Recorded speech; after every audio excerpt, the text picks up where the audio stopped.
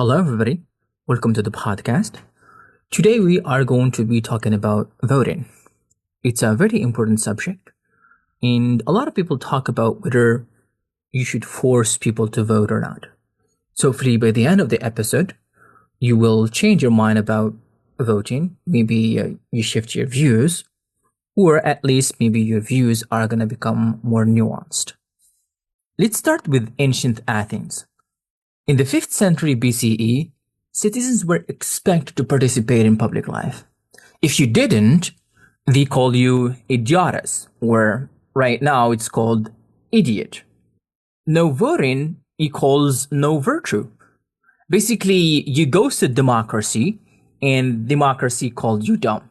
Fast forward to now, Australia fines you about $20 for skipping the vote, cheaper than a tagine in Marrakesh. In Belgium, you could get banned from public jobs. In Brazil, it is required for literal adults, but optional for people over 70 or people between the age of 60 to 17. Let's start with Morocco. So, voting is not mandatory in Morocco, but it is the fun twist.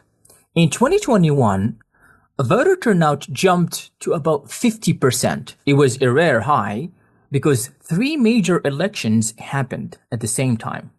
Parliamentary, municipal, and regional. It's like a triple vote sandwich. The funny thing in Morocco, we don't have absentee voting. No absentee voting. So if you're lounging in Barcelona, you'll have to hop a plane back to Casablanca, dodge the Medina traffic, and you might still end up missing it. Basically cancel all your plans to vote. Interestingly enough, countries with mandatory voting get 80 to 95% turnout. Basically, these countries, they force their citizens, it is mandatory that you vote or you are going to be fined. So they get about 80 to 95% turnout. Whereas countries with voluntary voting, usually the turnout is from 40 to 60%. So forcing people to vote works because not a lot of people want to be fined or exempt from public jobs. All right, pour yourself some tea or coffee and let's get philosophical. Philosophers debate whether you should vote or not. From a utilitarian perspective, more votes equals better representation, equals more social good. Then forcing people to vote from a utilitarian perspective is a win. Even a half-informed vote spreads power more evenly. Rousseau says, if you want schools, roads, hospitals, that's cool. Then you should chip in and vote. It is the democratic rent you pay to live in a society that works. If you don't want all of this, then you can opt out. Now, Aristotle thinks politics equals virtue. So to him, a citizen's not participating is like a gym member who never shows up. Except the stakes are, civilization, not muscle growth. Now, the other camp of philosophers, the one that say, let me choose on my own adventure, to them, if freedom means anything, it includes the right to say, no, I don't want to vote. So for Robert Nozick, forcing people to vote is like forcing someone to speak in a courtroom. You might not like what they say. They might lie about certain things because, again, they're forced to be there. Now, the existentialist. For them, freedom isn't just about choice. It is a choice. Sartre says, we define ourselves by our actions. If we are forced to act, we lose part of our essence. Immanuel Kant says, morality must come from within.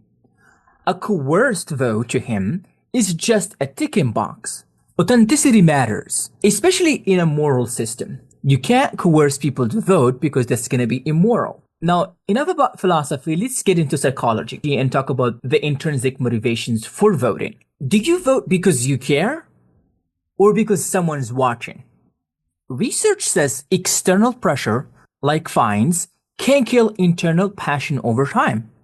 Basically, democracy becomes that chore you resent, like folding laundry or flossing. Now, the good news is, once you vote once, you're more likely to keep doing it. Like Pringles, but healthier. Now, there is some peer pressure involved, of course.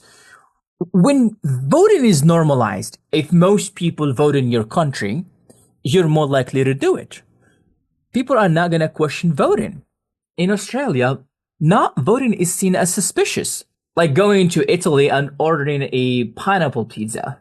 Generally speaking, people who feel disconnected but are forced to vote usually vote randomly or spoil their ballot. It's democracy with a passive aggressive note. If you tell someone they must do something, they'll want to do the opposite. It is called the reactance theory in psychology. You can't make me. It's the adult version of toddler tantrum. Hopefully the picture is painted about psychology and philosophy. Now, let's zoom out a little bit from psychology and philosophy and move into society. First off, is it just to force people into politics? Should you force people to vote? On the one hand, we prize democracy. Everyone chimes in. So the outcome is fairer. On the other, we prize freedom. Choosing not to vote is itself an expression. Think of Plato's benevolent dictator. Even if the goal is better representation, forcing votes risks sliding into paternalism. You don't want that. Think of it this way. It's like telling your teenager to clean their room because you know it's best for them. Except the teenager is 18 million people.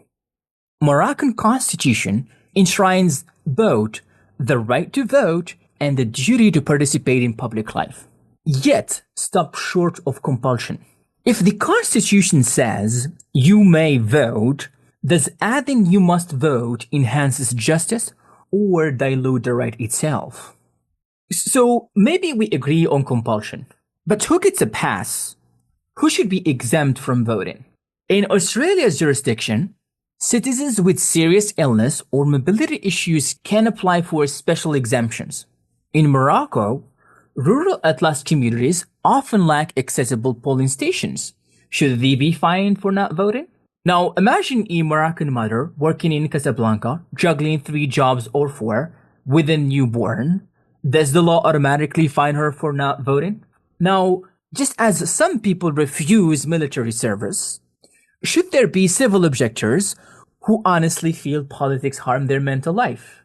Thinking about who is the right or the best candidate for you may be daunting, may be stressful. If you have to watch the news, keep track of each citizen, each important person, that's gonna be annoying at some point and maybe drain your energy. You have a lot to do to just think about politics. So you can object to even participating in politics or be active in politics. In all of this mess, can we find a middle ground? Something that would make everybody happy? Maybe instead of fines, what if we offer tax credits or coupons or free tickets for certain concerts? So basically you're bribing people to vote, but you're doing it in a nice way. But this should not be done by political representatives. That's going to be total nonsense. Again, it's like buying votes. It should be governmental. So the government counts the people who vote and they give them certain incentives. But this should be something neutral. Or make the election days a holiday. That would incentivize people to vote because nobody's going to have an excuse that I was busy, I had something to do, right? Now, it is a holiday, so you're expected to show up. The last thing is, why not teach it from the ground up? Basically teach kids how voting works before they're 18. Once they're 18, they'll be able to decide for themselves. They know about politics and they know what they want in life and what they want as citizens. Don't just toss them into the ballot booth and hope they'll swim. That's not going to work. Most of them are just going to drown, and you don't want that. All right, everybody. That's it for the podcast. Hopefully you found the podcast interesting. Hopefully maybe you change your mind about election. Maybe you are one of those that don't vote. And after listening to the podcast, I convinced you to vote. The podcast isn't essentially to convince you to vote. It is just for you to think about these questions and of course practice your English. Thank you for listening. See you next time. Bye bye.